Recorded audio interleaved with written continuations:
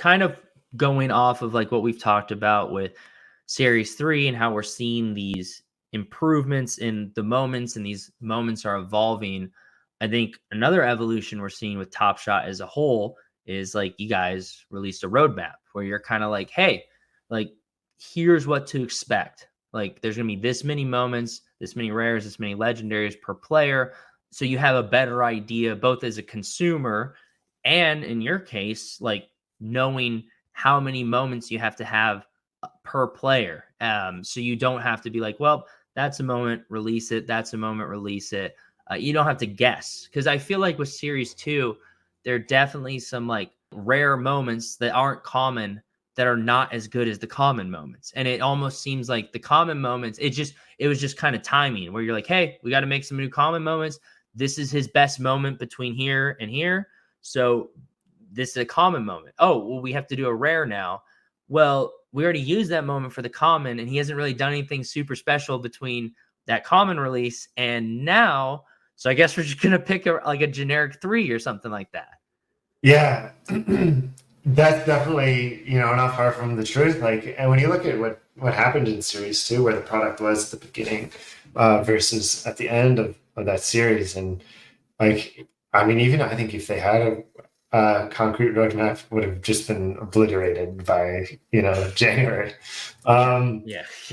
Tough to sort of plan that out. But yeah, I think it was just such a weird year where everything was scaling up so fast, like the user base, but also the resources and the like personnel, making things happen. So many more, people involved come the end of series two than were there at the beginning of series two. You being one of those people, right?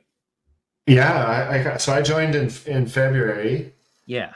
Full time, and I had been freelancing prior to that. I had been freelancing since December, I think. And the first thing I was doing was identifying some like historic, like wish list items, and writing play descriptions. Nice. Yeah. So then, then I kind of got more and more involved with the live operations process. Like it made sense to have, like, as I was sort of kind of leaning into like being like the voice of the play descriptions, it made sense to have be more involved in the like, well, why was a moment picked? Like instead of just having to, write the play description for a moment I'm just seeing for the first time. So I was very fortunate to be able to kind of see more and more of that process. And then eventually we're like, let's just do this, full time. And that's when I left Slam and I sort of moved over. Yeah. But like, so series two was like a really crazy year. And like, I don't even know that there would be any way to like really nail like that aspect of it because so many other things were happening. Like good things, obviously, it's quite a momentous year for Dapper, for Top Shot, and for all of us collectors. But for series three, no doubt, night and day difference. Like we have the luxury and in many cases like the mandate to not just build, what's on this short-term radar, but build a whole year's worth of content. And like we're doing it like all the time. Like I'm already like building throwdowns and hustle and show and MGLE and like our other our player reactions set, like the teamwork set. Like all of these sets already have plays that are like flagged. Like we're not going to commit to anything like until like we need to, but I'm going to reserve stuff. And if the time comes when a moment, like maybe it gets bumped, they're like, no, this guy has, one-upped himself. Like this, we don't need this to be his MGLE. Then that I can drop, into the base set or whatever.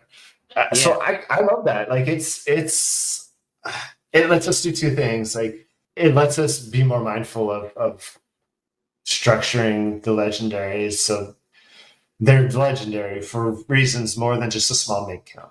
Like it's a legendary moment. It was a legendary moment on the court on Twitter, and now it's a legendary moment in Top Shot. And what your description of the process in series two isn't far off. So I'm super psyched about that. And in a way, I feel like knowing that we've committed to these caps, and I think these caps were like just so meticulously planned out, that gives me like license to just straight up like say no. Like if I see a play, I'm like, if I see a John Morant play, he's been coming up quite a bit lately. He's Um, got a couple highlights, I think. Yeah. yeah, he's pretty good, that guy. But it gives me the mandate to just be like, no, jaw, like I don't want this to be one of our jaws. We only have So whatever X many. amount of John Morant moments we can use, and like let's just, you know, we'll keep it. You never know what the future holds, but as opposed to last year where we kind of always had the plan for everything. We're like, okay, well, let's get it ready just in case, because who knows? Yeah. Because in a lot of ways we're sort of figuring that out. So man, the roadmap, I was a big fan of the roadmap. Did you And have any input on the roadmap? Like, did were you asked like how many moments do you think should be made per player? Like, what will help you? Like, I'm assuming that they didn't just give it to you and say, "All right, here you go." Like, no input. But like, how much input were you allowed to have? Like, what was some of your suggestions? Just if you could walk me through that process, I feel like that would be yeah, super interesting. yeah. So like, Top Shot is what it is because like some really kind of like visionary systems designers, and Alan Falcon, as he's more, you know, more Yeah. known by on Twitter, is one of those sort of OGs that really brought it to life. So Alan, like working with our economists, like really sort of mapped out kind of like the logistics of it in terms of, yeah, like how we want to structure drops, like how many legendaries should we have and when, how many rares and then, and like I'm in those meetings, but I'm kind of just like useless in those meetings. I'm like I'm just happy to defer to their approach and Expertise. their way of thinking, for their expertise for those things. Like you don't want me Yeah. like anything in and be like economy, like no, like It's like Austin's a volunteer firefighter, a web developer, and a moment chooser, not an economist, not an you know? economist exactly. So like so I would say I was very involved in terms of picking. You know, we know we want these to be. We know we can do this many sets. Let's really narrow down what we want those sets to be, and that's where I was able to play around and really have Yeah. fun and just like able to push hard to bring back like Hustle and Show, because I think it's just such a fun set that really resonates with like a certain like aspect of our collectors. Yeah. Talking about how we can improve throwdowns, constantly looking for improvements. And then it gave us a chance to plan out other sets. It's tough when you've got sets that kind of compete with one another, and in some ways, like here's an example. Like throwdowns kind of competes with MGLE in the sense that like if like a player has a dunk of the year candidate like play, like that could easily be their MGLE moment, but Mhm. it should also be in throwdowns. But so there is some element of like a competition between those sets in that sense. But with Hustle Mhm. and Show, there isn't. Like we can really shine a light on a part of like the NBA, a beloved part of the NBA that isn't necessarily going to be stealing content from other sets, and being able to kind of explore that further this year, which we're doing in the like player reaction. Um, that comment set is just another way of being able to do that. So we had some great long conversations about everything from what Hollow means to our product and what we want Hollow to mean to basketball fans, Mhm. to yes, yeah, everything. So yeah, I would say very involved in terms of planning out the content in all those meetings, but happy to defer in terms of the economics to the people whose Makes expertise sense. that is. Yeah, that Hustle and Show set is one of my favorites, and it was one of the kind of nice surprises of Series 2, and so much so that it was the first challenge I ever completed was the Ja Morant one, and then I ended up going back and finishing the set because I thought it was such a great like, it highlighted these moments that, like, you don't necessarily see on highlight reels of a player. Like, you see Yeah, throwdowns when you look up on YouTube, but you don't see them like the like ugly play where they put in like that hustle to make like something happen. And yeah. yeah, and I think that that's so sick. So were there any sets in particular that you advocated for? Were there any sets in particular like you were like, no, we're not doing this again? It sounds like you were pretty adamant about the hustle and show set, which I think makes a lot of sense. I think that's such a great theme for a set. Was there anything else? I'm kind of going through all the things that I can and kind of say, um, uh, just advocating in some ways for like what I think we can make Hollow become in terms of this sort of almost like this event in and of itself, where it's like a big deal, like to see the players that get picked like as the representatives of your team.